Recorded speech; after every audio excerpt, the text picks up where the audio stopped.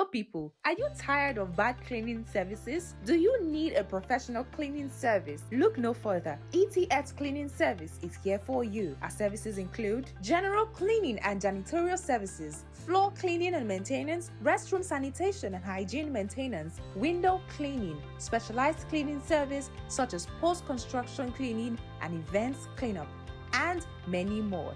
At ETX Cleaning Services, our team, which consists of highly trained and experienced professionals, understand the importance of flexibility and reliability when it comes to cleaning. We offer customizable schedules to meet your needs and preferences. For more information, call us on +234 8167 210008 or +234 80581 63319 or +39 377 630175, or you can reach us via email at officialetxcleaning@gmail.com or visit us at number 39 Sakomba Road, Benin City, Edo State. ETS Cleaning Services. Leave the cleaning to us.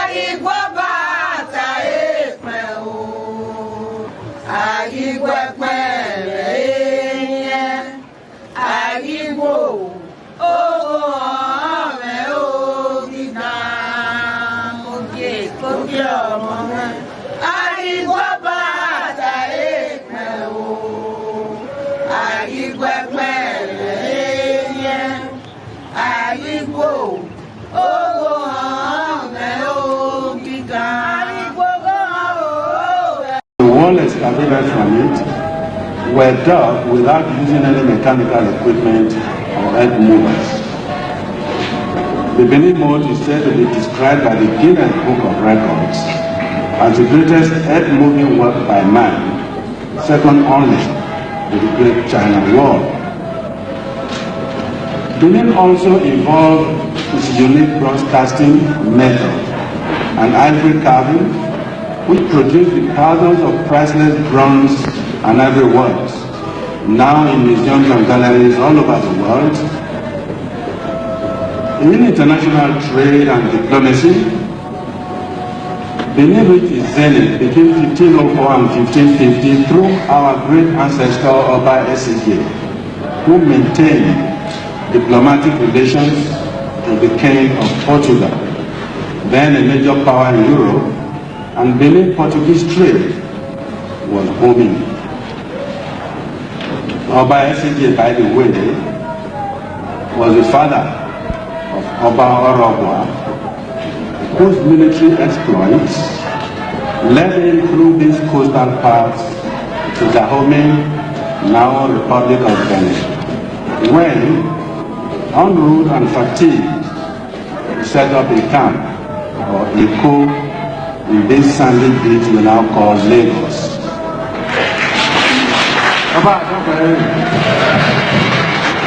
The Lin Empire, from Oba Erediauwa's reign, held sway along the west coast until the last decade of the 19th century.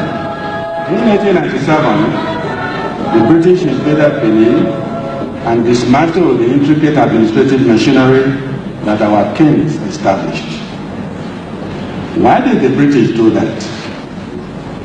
The popular account, written by the British themselves, is that some unarmed British officials had set out to visit the King of Benin, my great-grandfather, Oba Erediauwa, and they were waylaid and massacred on the order of the King of Benin. That story was published prominently by British newspapers.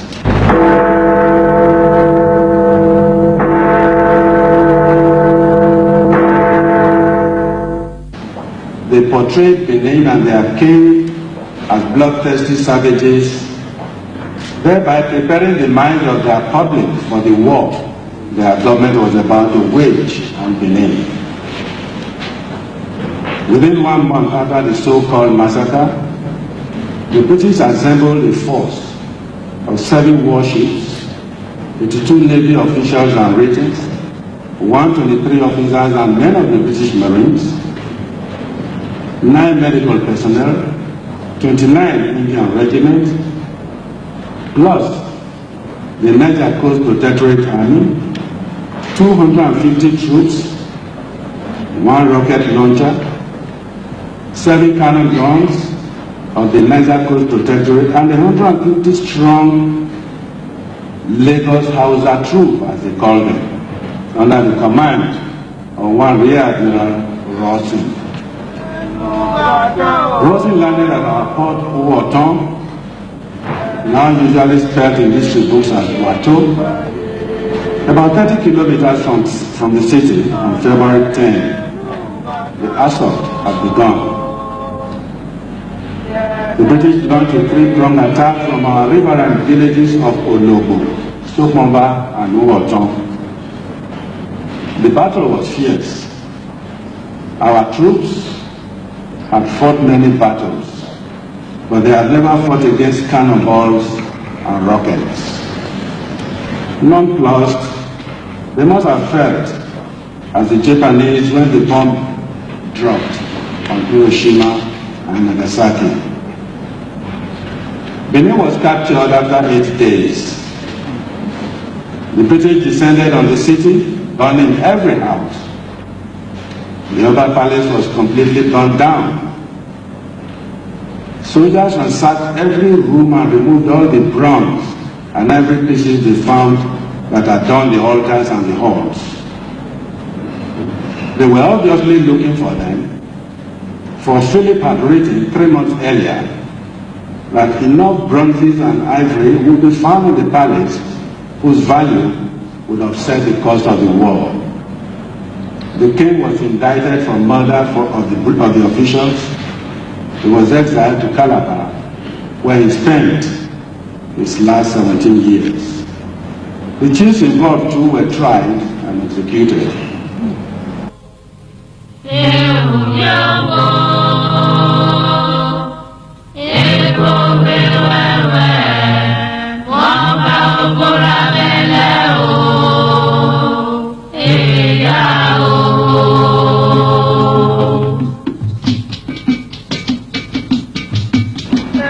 New facts have emerged which have made it clear that the war was premeditated and deliberately provoked by the British.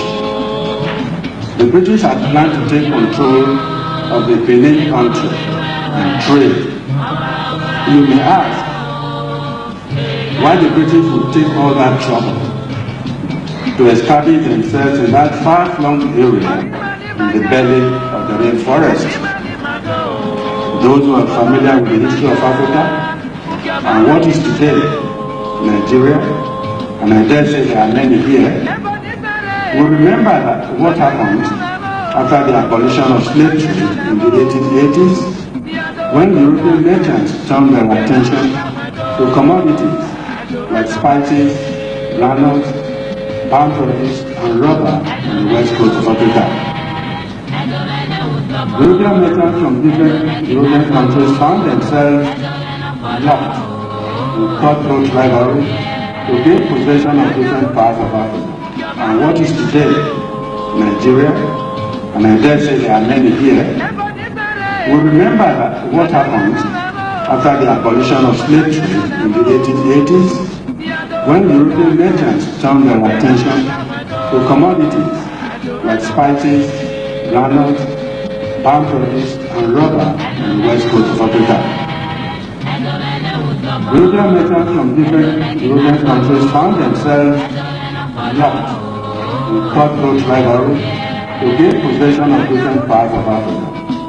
You will recall that in order to check the confusion, the Europeans themselves convened what came to be known in history at the Berlin Conference in 1884, where they agreed that any country that established what they termed spheres of influence anywhere in Africa should claim the area.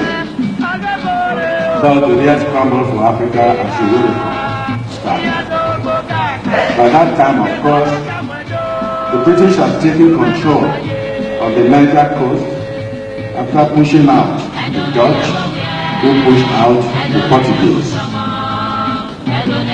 Benin contemporary history, including traditional history, recalls how the Europeans, from the time of my great ancestor, Oba Erediauwa, already mentioned, had been trying to gain access into the hinterland, which they suspected to be very rich of natural commodities. But the powerful king of Benin did not give them the opportunity. So when after the Berlin Conference, the British merchants entrenched themselves in the Niger coast of what is now Nigeria, a Mr. Galway of Britain visited the palace of the Oba of Benin in 1892. He negotiated some form of treaty with my great-grandfather, Oba Erediauwa, who could neither read nor write, and made him append his signature. In fact, there are doubts up till now as to whether the Oba really understood the implication of the treaty to which he was made to append his thumb impression, even though the interpreter certified that the Oba clearly understood the terms of the agreement. But available records now show that the interpreter, who was himself semi-literate, also completed the document as the Oba did. We all know that the interpreters in those days had questionable proficiency. For example, 40 years after the event, and despite the fact that formal schools had been established, one of such latter-day interpreters interpreted the word selfish in the vernacular literally to mean the act of selling fish. In fact, 2 years after that treaty was signed in quotes, Ralph Moore, another British officer of the Niger coast, swooped on Chief Nana of Ibrahimi and forcibly removed him in 1894. Ibrahimi, the town of Kokona in Delta State, was only a few kilometers from Benin, and Chief Nana was one of Oba Erediauwa's trading partners. Encouraged by his success in Ibrahimi, Moore sought permission from the Colonial Office to undertake an expedition to Benin and depose the king. 2 British military officers, Major Crawford and Captain Morley, who were in charge of the army barracks in Sabele, landed in Owoto with a large number of the security carriers and 20 armed constables in September 1895. As there was no prior notice of their intention, Benin soldiers, who had been on the alert since the Nana episode of the previous years, chased them off. Morley alone made another reconnaissance trip through Olobo. He retreated when he also encountered the British soldiers en route. With the fate of Chief Nana fresh on his mind, the two attempted by Crawford and Morley to sneak into Benin, and the subversion of trade by British agents, Oba Erediauwa closed all external trade from his kingdom in April 1896. In the summer of that year, Moore went to England on vacation leave. While there, he personally pressed his case for military intervention before Sir Clement Hill, the head of the African section of the Foreign Office. Meanwhile, his deputy, Captain James Philip, was appointed acting consul. Spoiling for military action against Benin, Philip wrote a letter to the Home Office dated November 16, 1896. The letter, in part, reads thus, and I quote, The King of Benin, whose country is within a British protectorate, and who has signed a treaty with Her Majesty's representative, has deliberately stopped all trade and effectively blocked the way to all progress in that part of the protectorate. The Shekru traders, the most important and most loyal tribe, whose prosperity depends to a very great extent upon the produce, mainly palm kernel, they can get on the Benin country, have appealed to this government to give them such assistance as will enable them pursue their lawful trade. The whole of the English merchants represented on the river have petitioned the government for aid to enable them keep their factories open. I therefore ask His Lordship's permission to visit Benin City in February next to depose and remove the King of Benin and to establish the native council in its place and take such further steps for opening up the country as the occasion may require, unquote.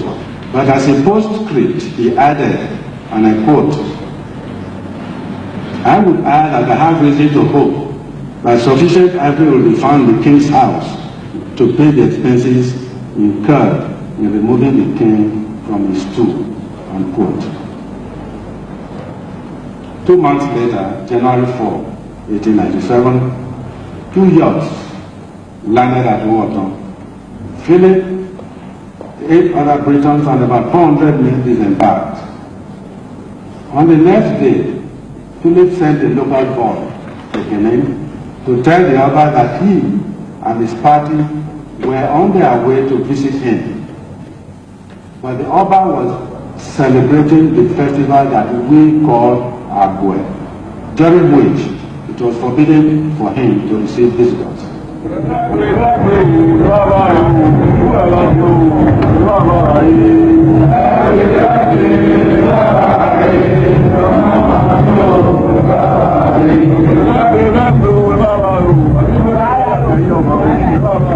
Philip was told to go back and return after the festival if he wished to visit the Oba, but he ignored the advice and continued his march on Benin. News came to Benin that the white man was marching on Benin with a large army to capture the king, as they did Nana only 2 years before. The natives hurriedly assembled their men and moved to intercept the advancing British troops. They met the British troops at a village we call Ubine, some 17 kilometers to the city, and in the skirmish that followed, 7 of the 9 Britons were killed. 1 month later, on February 10 precisely, Admiral Rossing landed with the rest of the British army, of which advance party Philip had led. I have already described how they captured and destroyed the city, executed the chiefs, and exiled the Oba. It was a painful event, but on the other hand, we find that out of the rubbles of war, Benin entered the international map through the sale to museums and private collectors of our beautiful works of art in ivory and bronze looted by the British. Furthermore, the event made Benin a best subject for international historians to this day, and books on Benin now adorn the best libraries. From this point of view, therefore, we considered it necessary to commemorate or even celebrate the event, painful as it was. It is also desirable to commemorate the memory of, and therefore remember, the gallant chiefs and soldiers, loyal subjects of their Oba, who lost their lives in that war, and also of the Oba himself, who, in his desire to protect the trading activities of his people, got himself humiliated and exiled after a trial that violated the acclaimed British justice. On the local side, the grave where the slain British soldiers were interred is preserved and revered to this day.